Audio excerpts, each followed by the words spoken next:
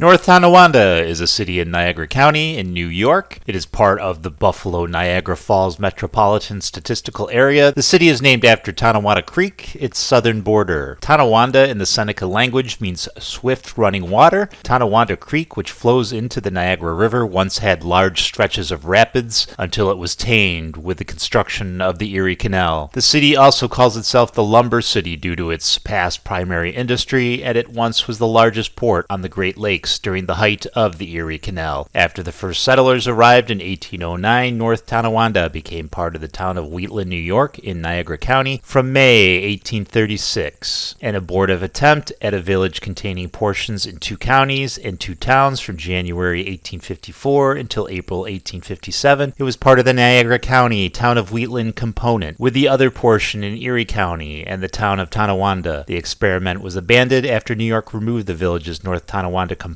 Oral history claims a dispute between merchants was the cause, but the combination of communities in two counties and two towns was unwieldy. After becoming a village on May 8th of 1865, North Tonawanda was incorporated as a city on April 24th of 1897. North Tonawanda is the second largest city in Niagara County after Niagara Falls, New York. North Tonawanda is known as the Lumber City because it was from the mid-19th century through the 1970s a lumber transportation and forwarding center of significance because of the ready availability of lumber. It was the birthplace of the Herschell-Spillman Company, one of the leading manufacturers of carousels in America, and is now the home of the Herschell Carrousel Factory Museum. In 1888, Herschel attracted expatriate Belgian Eugene de Kleist to North Tonawanda, who started the North Tonawanda Barrel Organ Factory to produce band organs, taken over in 1909 by the Rudolf Wurlitzer Company after de Kleist became mayor of North Tonawanda in 1906. Wurlitzer became one of the largest musical instrument manufacturing plants in the world.